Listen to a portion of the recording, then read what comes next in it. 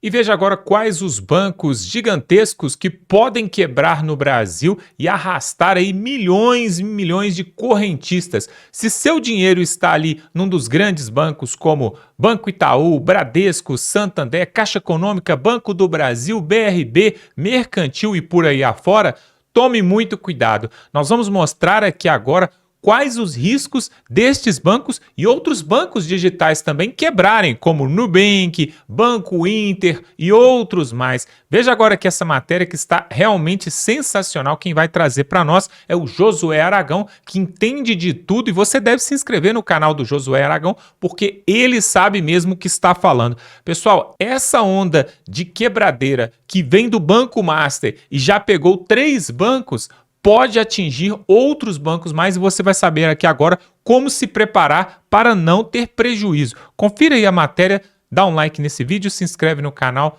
e voltamos em seguida. Então, as perguntas que eu estou recebendo nos comentários, elas não são bobagem. São perguntas extremamente relevantes. Nubank pode quebrar? O Inter pode ser o próximo? O C6 está seguro? E os bancões tradicionais, em Itaú, Bradesco, Santander? Será que eles estão na mesma canoa furada? Hoje eu vou te mostrar exatamente como você pode avaliar se o seu banco corre risco ou não. Eu vou te ensinar também a olhar indicadores corretos, os sinais de alerta que aparecem antes de um banco quebrar, e principalmente eu vou te mostrar se esse efeito dominó que derrubou o Banco Master, o Will Bank, pode bater também nos grandes bancos e nos bancos digitais que concentram milhões e milhões de clientes. O que tem uma diferença gigantesca entre paranoia e prudência. Paranoia é sair correndo e sacar todo o dinheiro sem entender absolutamente nada. Agora, prudência é saber avaliar o risco, conhecer os números e tomar a decisão certa e decisão informada. E é exatamente isso que eu vou te entregar no nosso conteúdo de hoje. Então fica comigo até o final. Meus amigos, ontem eu publiquei um vídeo sobre o Will Bank, que foi liquidado pelo Banco Central, e depois desse vídeo eu recebi uma avalanche de comentários tipo esse daqui do SMKT1.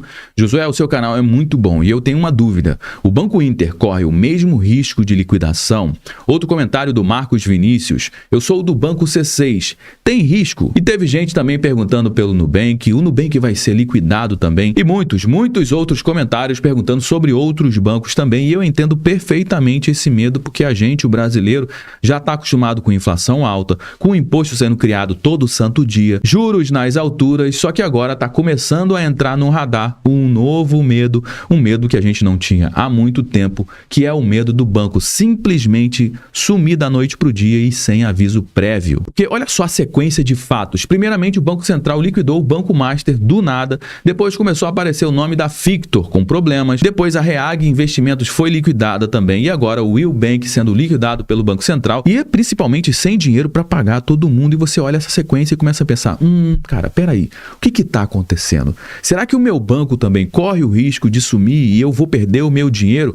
Cara, esse medo não é uma paranoia, faz total sentido, porque o Banco Master não era um banquinho qualquer de fundo de quintal. Era um banco que captava pesado, cresceu oferecendo aí oferta agressiva, né, de rentabilidade agressiva de CDB, que virou uma máquina de captar dinheiro e de repente, da noite para o dia, entrou em um colapso total. Bom, antes da gente falar sobre os bancos grandes, sobre os bancos que vão quebrar, deixa eu te explicar primeiramente o que significa uma liquidação judicial ou extrajudicial, no caso, que é o que está acontecendo, porque tem gente confundindo justamente isso, falência normal com liquidação extrajudicial. Uma liquidação extrajudicial é o banco dizendo o seguinte, olha, acabou, o banco morreu e não tem mais volta, eu vou desligar a tomada agora, porque senão essa laranja podre pode apodrecer todo o sistema financeiro do país. Ou seja, essa decisão não passa pelo judiciário porque é uma decisão técnica. É o Banco Central que entra e assume o controle total, nomeia um interventor e começa o processo de vender tudo que o banco tem para tentar recuperar o máximo de dinheiro possível para os credores. E quem é que recebe primeiro, hein? O primeiro da fila vem você, que é depositante, você que tinha uma conta corrente no banco, tinha conta poupança, tinha CDB, então você é o primeiro da fila. Esses têm a proteção do FGC, que é o Fundo Garantidor de Crédito, que cobre até R$250 mil por CPF e por instituição. Ou seja, se você tiver mais de 250 mil, você só vai receber R$250 mil. Depois vem os trabalhadores do banco, que tem salário atrasado, que tem direitos trabalhistas. E por último, se sobrar alguma coisa, vem os donos, os acionistas, só que na maioria das vezes não sobra absolutamente nada para os acionistas. No caso do Will Bank, o Banco Central decretou a liquidação porque o banco não tinha mais como pagar as suas contas, estava tecnicamente falido e pior, estava no grupo do Banco Master, que já tinha ido para o saco em novembro de 2025. O Will-Bank tinha 12 milhões de clientes e 6,5 bilhões de reais somente em CDB. Agora tudo isso virou problema para o FGC resolver. Mas aqui tem um detalhe extremamente importante que pouca gente fala. O FGC não é um cofre infinito do governo. É um fundo privado mantido pelos próprios bancos que tem hoje cerca de 80 bilhões de reais em caixa. Só que com o Banco Master, o fundo já vai desembolsar algo próximo de 40 bilhões de reais. Somando o Will-Bank, pode passar dos 50 bilhões de reais fácil. Mais da metade do caixa do FGC está sendo comprometido com esses dois bancos do mesmo grupo ao mesmo tempo. E se começar a quebrar mais banco, o que vai acontecer? O fundo pode entrar em um aperto sério. Agora a gente vai responder a pergunta que está martelando na sua cabeça, né? Será que o Nubank, o C6, o Inter, os bancões tradicionais tipo Itaú, Bradesco, Santander, podem entrar nessa espiral de quebradeira? Olha, eu vou ser bem direto com você. A chance do Itaú, Nubank, esses bancos quebrarem, cara, do jeito que o Will-Bank e o Master, o Banco Master também quebraram, para mim, a chance é totalmente remota, muito remota, mas eu não sou também idiota de cravar certeza absoluta nesse caso, porque a gente já viu muita coisa que parecia impossível aqui no nosso país virar realidade da noite para o dia. Agora, por que eu digo que a chance é remota? Porque eu estou falando aqui tecnicamente, que existem diferenças estruturais gigantescas entre esses bancos grandes, os bancões, e os bancos que quebraram. Eu vou te mostrar exatamente quais são essas diferenças usando indicadores concretos que você pode checar aí a saúde do seu banco. Bom, o banco quebra basicamente de três formas. A primeira, empresta demais sem ter reserva suficiente para cobrir um eventual calote. Segundo, capta dinheiro pagando juro absurdo e não consegue investir esse dinheiro em nada que renda o suficiente para pagar esse retorno, para trazer o retorno. E a terceira é fraude mesmo, operação criminosa, dinheiro simplesmente sumindo. O Banco Master e o Will-Bank quebraram justamente pelas três formas ao mesmo tempo. Eles captavam dinheiro oferecendo CDB com rentabilidade estratosférica, muito acima do que o mercado pagava, usava esse dinheiro em operações de altíssimo risco, muitas vezes ilegais, tipo aqueles 12 bilhões de reais em carteiras de crédito fantasma que o Master vendeu para o BRB, e no fim das contas não tinha reserva nenhuma para segurar o rojão quando o esquema começou a desmoronar. E agora pega um Nubank da vida, um Itaú, um Banco Inter. Esses bancos geralmente eles não estão oferecendo CDB pagando o dobro do CDI, não estão fazendo captação desesperada e principalmente eles têm uma estrutura de capital que suporta as operações de crédito que eles fazem. Mas isso aqui significa que eles estão totalmente alheios de um problema? Óbvio que não. Significa que você tem que confiar cegamente? Não, meu amigo. Significa que o risco é diferente. E agora eu vou te mostrar como você mesmo pode avaliar esse risco. Vamos lá, vamos falar do principal indicador que mostra se um banco está saudável ou se ele está na corda bamba. Chama-se o Índice de Basileia. Ele mede quanto de dinheiro o próprio banco tem em relação ao total que ele empresta. Pensa comigo, se um banco te empresta R$100, ele não pode fazer isso sem ter um colchão de segurança, uma reserva própria caso você não pague. E o Banco Central exige que esse colchão seja no mínimo 11%, ou seja, para cada R$100 emprestados, o banco precisa ter pelo menos R$11 de capital próprio dele. E se o banco está operando abaixo disso, com menos de 11%, o que significa? Significa que ele está esticado demais, está alavancado além da conta. E qualquer vento contrário, obviamente, pode derrubar esse banco. Agora vamos olhar os números dos principais bancos do Brasil. O Itaú está com o índice de Basileia em 16%, ou seja, acima do 11% que o Banco Central acha que é ok. Já o Bradesco e o Nubank estão em 15%. Santander, Inter e Banco do Brasil estão em 14%. O C6 e o BRB aparecem com 13%, que é acima do mínimo definido ali pelo Banco Central. Agora vamos comparar esses bancos com o Will-Bank. O Will-Bank tinha um índice de Basileia negativo em 5%, ou seja, 5% negativo, meu amigo. Ou seja, isso significa que o banco devia muito mais do que ele tinha. O patrimônio líquido também do Will-Bank estava no vermelho, então era questão de tempo até tudo isso implodir. E a atenção principal está aqui, porque o índice de Basileia sozinho, ele não conta a história toda. Porque um banco pode ter um índice de Basileia saudável e ainda assim está fazendo operação podre que não aparece claramente no balanço. Por isso que você precisa olhar outros dois indicadores. O primeiro é o índice de cobertura de inadimplência. Esse índice mostra se o banco banco tem provisão suficiente guardada para cobrir os calotes que ele já sabe que vão acontecer. O segundo índice é a composição da carteira de crédito por risco. O Banco Central classifica os empréstimos em categorias que vão de AA até H. AA significa cliente excelente, baixíssimo risco de calote. H é cliente que já está inadimplente. Se você vê um banco com uma concentração alta de créditos classificados como D, E, F, G e H, isso aqui é sinal vermelho. Significa que o banco está emprestando para quem não vai pagar. E os bancos grandes como Itaú, Bradesco, Santander têm a maior parte da sua carteira concentrada justamente em cliente AA, A, B e C. E os bancos que quebraram tinham concentração suspeita em faixas de alto risco, justamente de C para baixo. E quando esses créditos pipocam, o banco simplesmente derretem. Bom, eu trouxe aqui alguns indicadores, agora vamos para outro sinal de alerta que você precisa gravar na sua cabeça. Se um banco está oferecendo CDB, pagando uma taxa muito acima do CDI, cara, você tem que desconfiar. Porque eles não estão querendo te dar dinheiro não, meu amigo. Isso aqui não é generosidade não, isso aqui é simplesmente desespero. O Master oferecia CDB pagando 15, 20 pontos acima do CDI. Por que diabos um banco faria isso? Porque ele está desesperado por caixa. É uma pirâmide financeira, porque ele precisa captar dinheiro urgentemente para cobrir o seu buraco, que ele está fazendo algum tipo de operação de alto risco e, obviamente, ele precisa de dinheiro entrando com fluxo maior para manter essa roda girando. E quando para de entrar dinheiro novo, simplesmente desaba tudo. Agora, pega o Nubank, o Banco Inter, C6, Itaú, Bradesco, nenhum deles está fazendo leilão de rentabilidade. A taxa de CDB deles vão dentro da normalidade do mercado. Não tem nada de extraordinário e isso é um bom sinal. Por quê? Porque quando um banco está saudável, ele não precisa comprar cliente com taxa milagrosa. Ele tem credibilidade, ele tem base sólida, ele tem operação transparente. Então, grava essa regra de ouro. Se você vê CDB pagando muito acima do mercado, principalmente em banco pequeno ou desconhecido, cara, não caia nessa. Porque a chance desse banco tá com um problema financeiro, cara, é altíssima. Então, qual que é o banco que corre o risco real de entrar nessa mesma rota de liquidação, hein? Bom, eu não tenho bola de cristal nem informação suficiente para dizer, para cravar uma marca aqui, mas eu vou te dar alguns critérios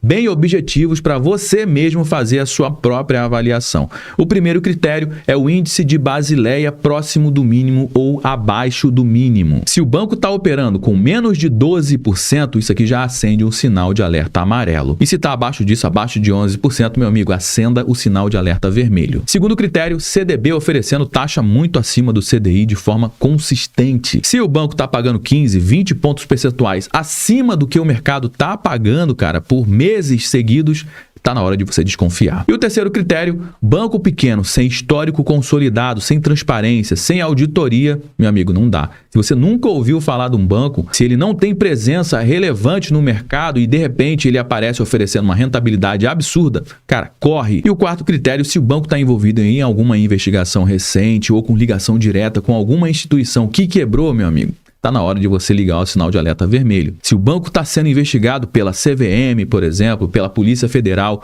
ou tem algum tipo de conexão clara com o Banco Master ou com o Will Bank nesse momento, fica de olho. E tem um caso específico, que é o BRB, que eu recebi muitas perguntas sobre isso. O BRB, que é o Banco de Brasília, um banco público, mas ele está atolado na confusão do Banco Master até o pescoço. Ou seja, ele está com o índice de Basileia, ok, está com o índice lá do CDB, ok, mas ele está envolvido com o caso do Banco Master. Ele tem bilhões de reais em ativos podres do Banco Master e do Will Bank. E agora o Fernando Haddad até cobrou o governo do Distrito Federal para injetar 4 bilhões de reais no banco para cobrir justamente o rombo. Ou seja, o índice de Basileia, como eu falei, tá bom, tá em 13%, que é acima do mínimo, mas o banco tá com um problema sério de liquidez por causa dessas operações podres, fraudulentas junto lá com o Banco Master. Então, se você tem dinheiro do BRB, principalmente valor acima de 250 mil reais, vale muito a pena você reavaliar a situação com urgência. Pois é, e tem mais. Agora nós vamos mostrar uma pirâmide financeira brasileira que acabaram de fazer,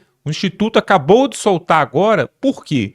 Existem pessoas no Brasil que vivem na vida boa e você está pagando o preço por isso. É por isso que o povo brasileiro não consegue enriquecer, não consegue mudar de vida. E agora você vai entender. O pessoal da Rádio Auro e Verde fez uma matéria muito interessante que fala sobre isso, sobre o sistema bancário que está num colapso, Mas você vai entender para onde vai o dinheiro do Brasil, pessoal. Agora sim tudo faz sentido. E por que o Lula gosta tanto de Bolsa Família, auxílio social? Olha só essa pirâmide financeira que eles acabaram de descobrir e que mostra a realidade do povo brasileiro. Confirem. Você vai entender por que você trabalha e o dinheiro não sobra. Porque quem está trabalhando de fato no Brasil está pagando a conta de muita gente. Exatamente, com certeza. Ó, isso talvez seja a primeira vez que você vai acompanhar. Esse dado é atualizadíssimo. Traz pra gente, Barros. É o seguinte, é a pirâmide da população brasileira, a pirâmide social do país. No topo dessa pirâmide estão os desalentados, 1,22%. Aproximadamente 2,6 milhões de pessoas que desistiram de procurar emprego, formando o topo dessa pirâmide. Quantos são, Barros? São 2 milhões e 600 mil. Ok. Provavelmente esses que acabam indo para as ruas, né, ocupando espaços em albergues, em uma situação de absoluta vulnerabilidade social, que são os desalentados. Então, mais de 2 milhões de brasileiros nessa condição. Pois isso, não, Barros? 1,22% da população. Depois, 2,6%, ou seja, 4 milhões e 400 mil, são empregadores.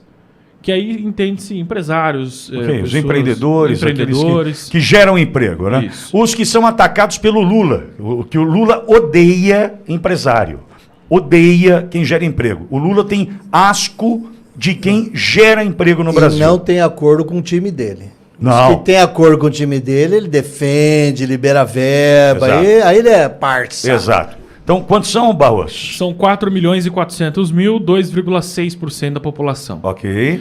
Depois, mais abaixo, tem o NEM, 2,16%. Aproximadamente 4 milhões e 620 mil pessoas, que são, em sua maioria, jovens, que nem estudam e nem trabalham.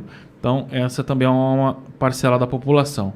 Os desempregados somam 2,76%. Ô, Barros, desculpa, o nem é aquele jovem de 40 anos que depende dos pais. Dos pais, exatamente. aquele jovem de 40 anos que ainda depende dos pais. Eu te mandei a pirâmide aí, Cláudio, para você acompanhar. Obrigado. Isso mesmo. É. Aí nós temos os desempregados, que somam 2,76%.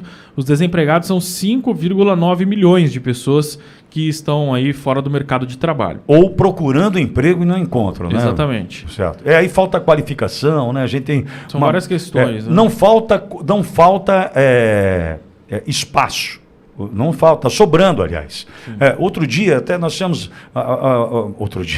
tempos atrás, Barros estava aqui conosco, nós falávamos de Bauru, Cláudio, e num determinado momento falávamos sobre vagas de emprego. Não sei se você vai se lembrar disso, Cláudio.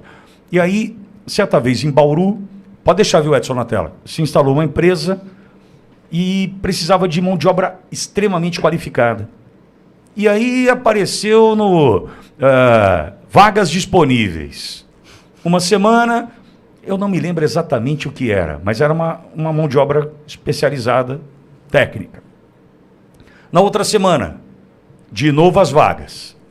Eu falei, pô, vaga tem. Se vaga tem e é qualificado, é técnico, paga bem. Na outra semana, você deve lembrar disso, Barros. As vagas lá. Eu falei, essa empresa vai embora de Bauru. Calculou mal. Calculou mal. Por quê? A gente tá... Opa, veio uma empresa nova. Calculou mal por quê? Não tem mão de obra na cidade para atender. O que você acha que aconteceu? Foi embora. Foi embora. Então, quer dizer, não é que falta vaga hoje. Não, sobra vaga. Está faltando mão de obra qualificada. Vai lá, Barros. Bom, aí um pouco mais abaixo, servidores públicos, 6,3%, aproximadamente 12,9 milhões de funcionários do setor público no país. Gente, e no meio disso, muitos burocratas que não querem que nada mude. Não muda não, pelo amor de Deus, tá bom desse jeito. Não, mas estão roubando, eu sei disso. Contei há pouco uma história, isso há 15 anos ou mais. Certa vez meu pai, ainda vivo e ainda lúcido, foi a um churrasco na casa de um servidor público. Vou guardar aqui a função, acho desnecessário. Ele chega na casa do servidor desse cara, convidado para um churrasco, e se assustou com a garagem 2 importados de alto valor. Incompatíveis. E o que assustou o meu pai? Ele falou assim, filho, tinha um cinema na casa do cara. Um cinema na casa do cara.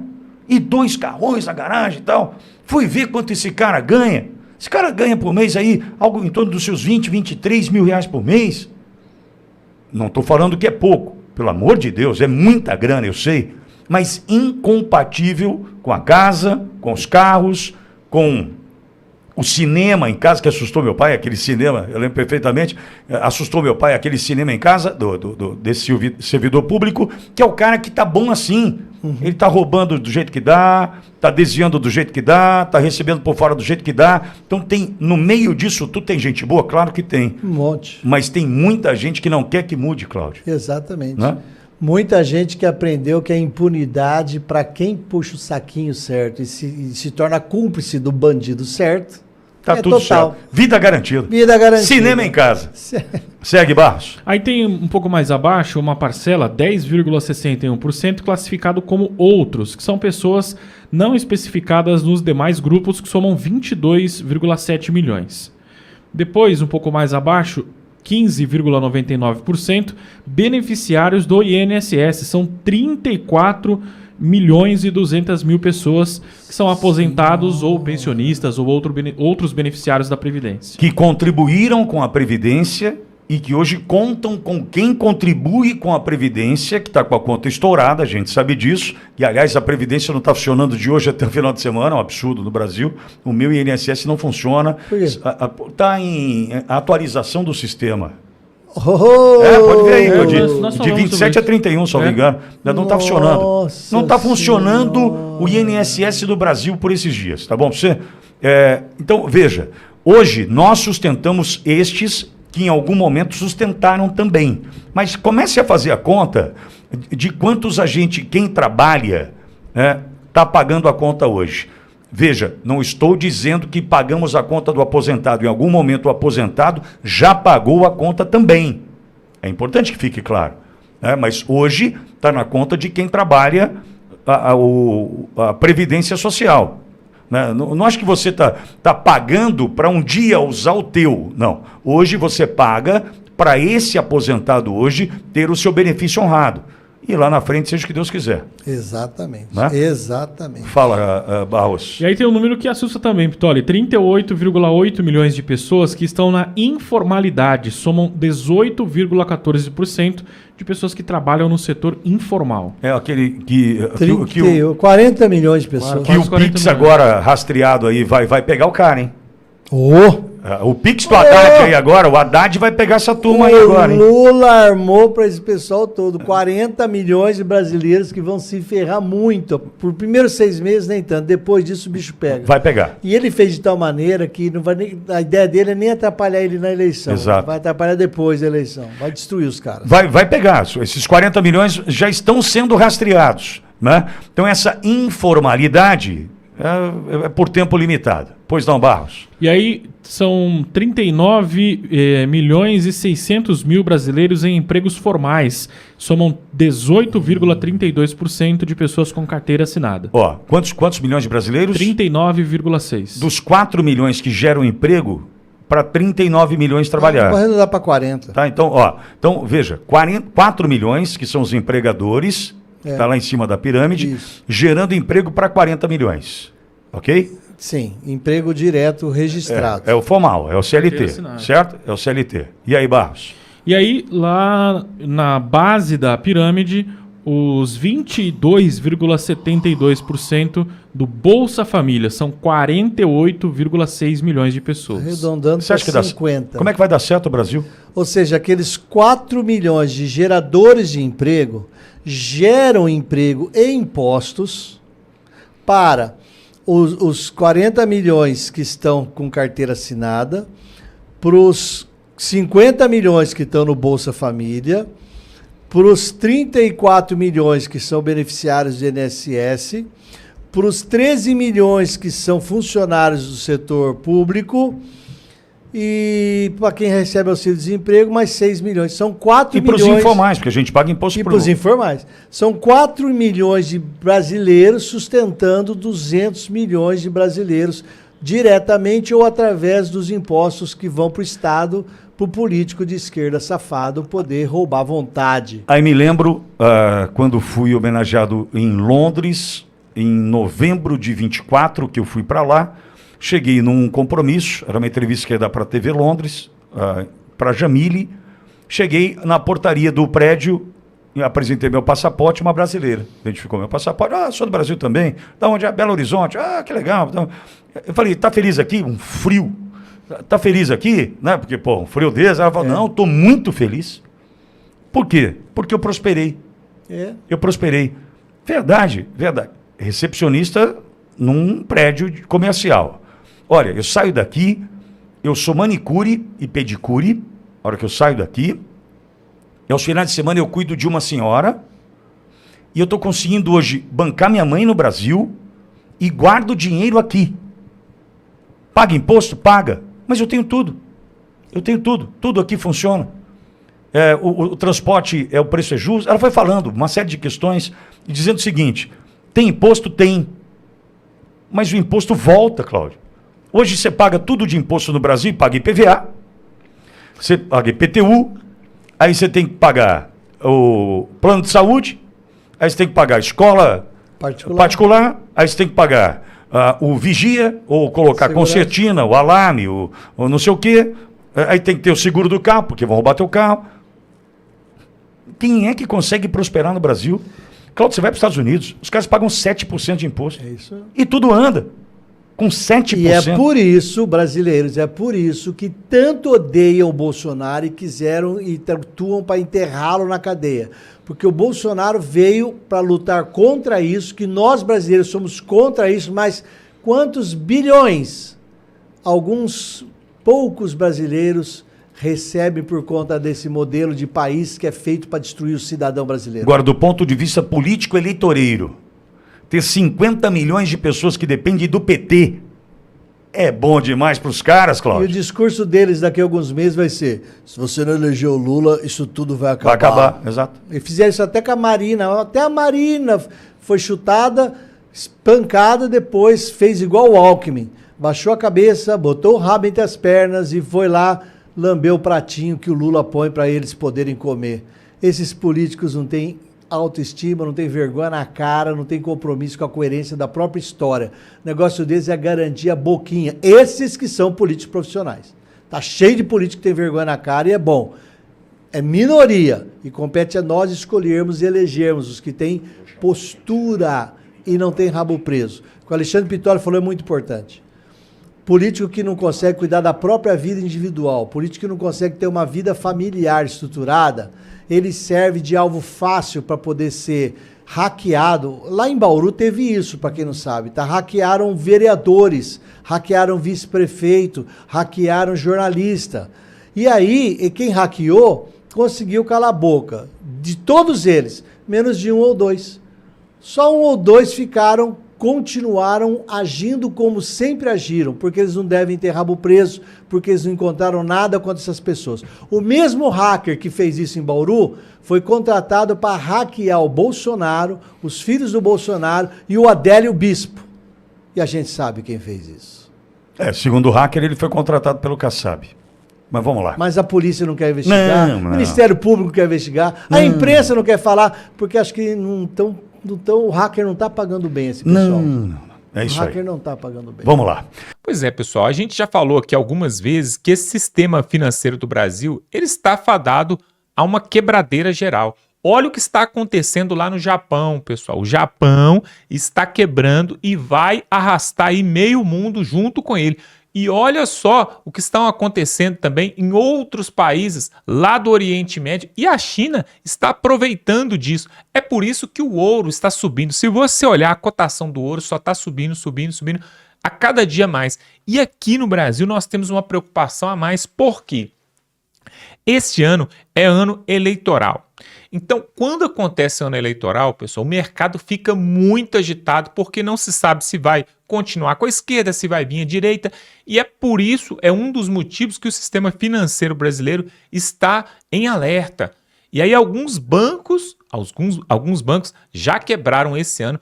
Fora esses bancos maiores, aí, o Will Bank, o Banco Master, nós temos outras financeiras que entregaram os pontos, entregaram o jogo, e pode acontecer outras quebradeiras nos próximos meses, pessoal. Olha só, eu até cheguei a anotar aqui, ó, temos aqui o Banco Victor. Você conhece? Pois é, você não conhece, mas ele tem vários correntistas. Temos o Voiter também, que tem vários correntistas também. Temos o BRB, esse é famoso, é o Banco Regional lá de Brasília. E temos também o Let's Bank.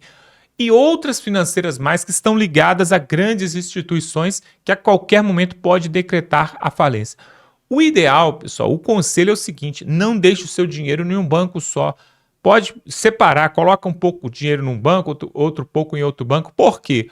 O Brasil tem histórico de passar a mão no caixa e arrancar tudo. Vocês lembram lá, quem tem aí mais de 50 anos vai lembrar, na época do Collor, né? Se você contar para a garotada hoje, o pessoal não acredita. Eles falam, não acredito que isso aconteceu. Mas aconteceu. As pessoas dormiram num dia com dinheiro na conta poupança, no outro dia já não havia mais nada.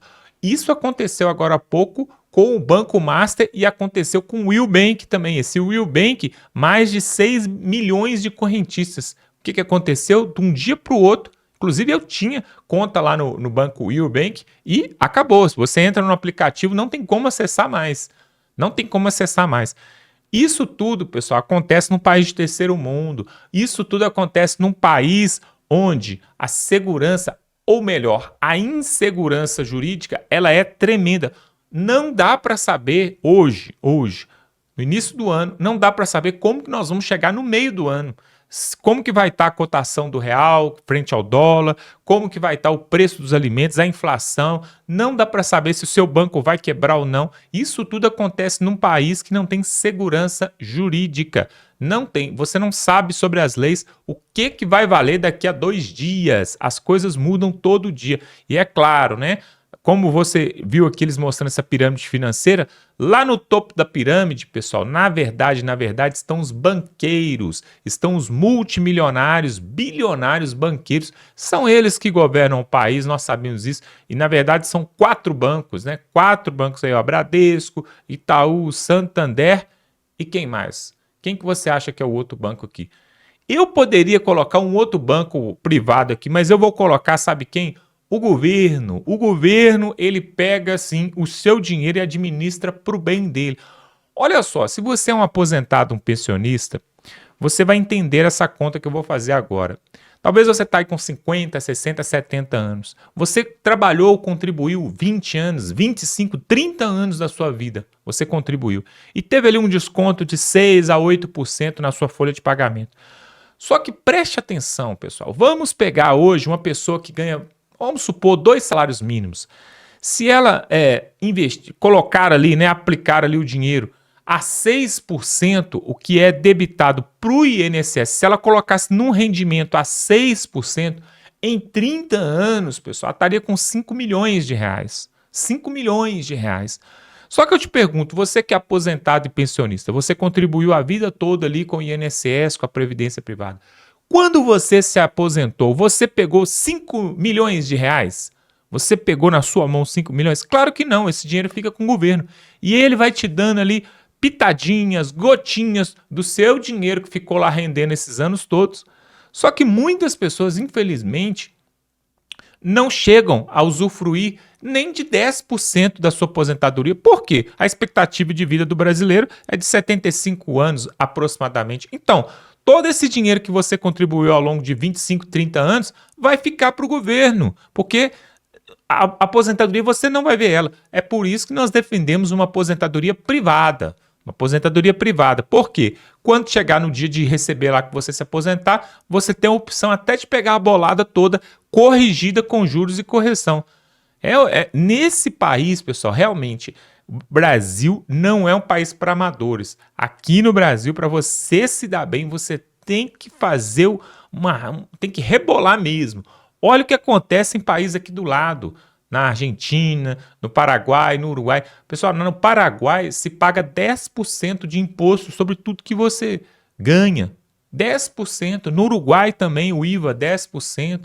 O Chile, para você ter uma ideia, se você sair hoje do Brasil e for morar no Chile, você chegar lá como imigrante e ficar lá no país, você tem 6 anos de isenção fiscal total. O governo não te cobra nada. Porque ele pensa assim, não, você está aqui, está gerando renda e tal. 6 anos, pessoal. Olha só que beleza. Agora pergunta lá pro Lula, pro Fernando Haddad, se vier um imigrante para o Brasil, se ele vai dar 6 anos de isenção. Vai dar nada. Ele vai cobrar mais imposto porque esse governo veio mesmo para cobrar imposto.